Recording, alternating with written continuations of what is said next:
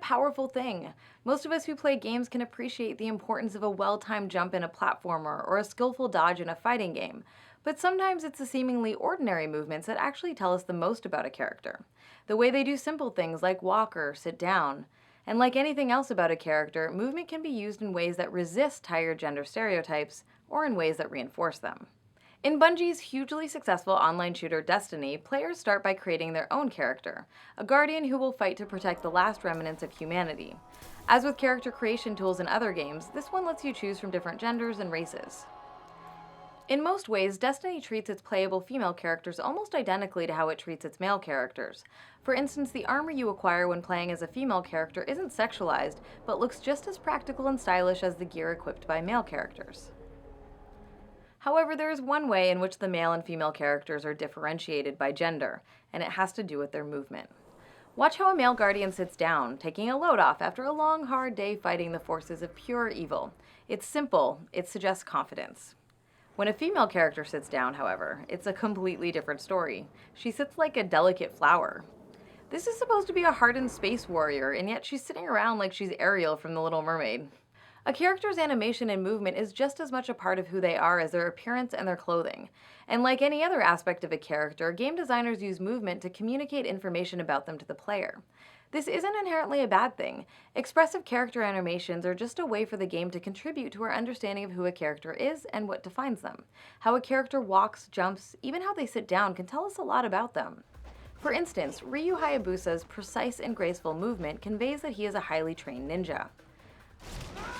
While the way Nathan Drake scrambles and fumbles in dangerous situations is meant to suggest that he's more of a relatable, ordinary guy who just keeps finding himself in extraordinary circumstances. We were almost in that. By contrast, the way that women move in games isn't just used to suggest their confidence or their skill or some other facet of their personality. It's very often used in conjunction with other aspects of their design to make them exude sexuality for the entertainment of the presumed straight male player. What the hell? Catwoman from the Arkham series has a deeply exaggerated hip sway when she walks. In combination with her clothing and the game's camera angles, all of this is meant to drive the player's focus to her highly sexualized butt. In Resident Evil Revelations, Jill Valentine somehow manages to wiggle her whole body while she runs. In Assassin's Creed Syndicate, Evie Frye is a character who avoids falling into many of the sexualizing traps that some playable female characters do, but she still walks with an exaggerated hip sway. In Saints Row the Third, you can change your character's gender at any time. If you go to the clinic and swap your gender from male to female, you also come away with a newly sexualized walking animation, even though you're literally supposed to be the same character. Male heroes are allowed to simply walk like normal human beings in ways that are average or strong or graceful or goofy. Meanwhile, motion-captured animations for female characters often make them look as if they're walking down a runway at a fashion show in stiletto heels, even when the characters are actually in combat situations.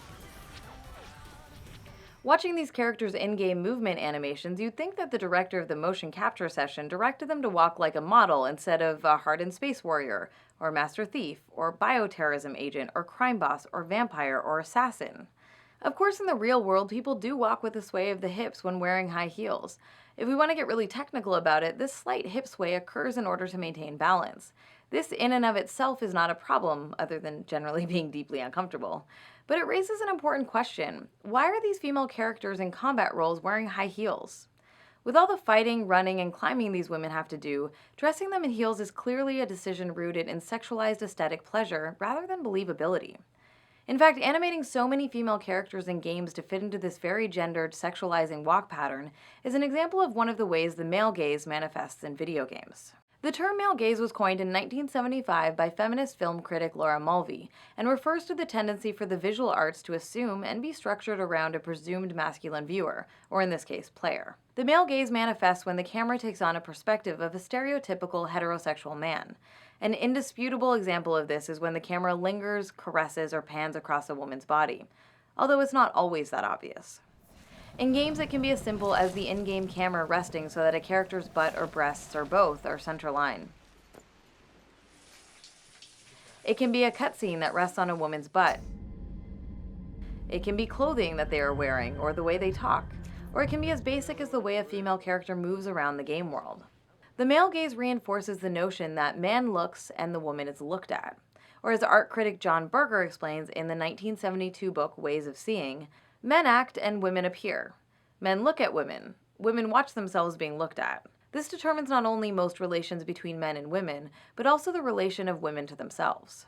To be clear, the male gaze is not a hard and fast rule. It's a theoretical concept that is meant to help us understand the sometimes subtle and nuanced ways in which our culture influences media, and the way that media in turn can shape and reinforce existing gender dynamics in our culture. The male gaze is also not in any way limited to men or heterosexual people. Almost all of us internalize and sometimes identify with the male gaze to some extent. Eradicating the male gaze is not as simple as introducing an inverse female gaze that sexualizes men either. Not just because equal opportunity sexual objectification isn't the answer, but also because it isn't actually equal. One reinforces pre-existing oppressive ideas about women that are real and damaging to women in their everyday lives. The other doesn't reinforce anything. Nor are the two interchangeable. For example, when the satirical website The Hawkeye Initiative reimagines male characters in sexualized poses that are common for female characters, it isn't using the female gaze. This is just the male gaze applied to men. When male characters are depicted as shirtless or wearing little clothing, like the character sometimes dubbed Hot Ryu from Street Fighter V, their lack of clothing demonstrates their power and strength, rather than depicting them as erotic playthings or reducing them to sexualized body parts. The same is true when it comes to movement. Male characters get to move in ways that emphasize all sorts of characteristics and personality traits, but there's a whole world of untapped potential for representations of female characters who aren't animated in ways that frame them as sex objects, but who get to be just as stealthy or strong, swift or imposing, clumsy or graceful.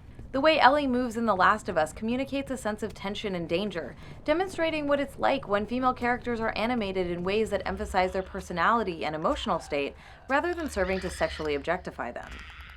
The path to equality and liberation does not lie in equally reducing men and women to objectified parts, but by treating people of all genders and with all types of bodies as full and complete human beings.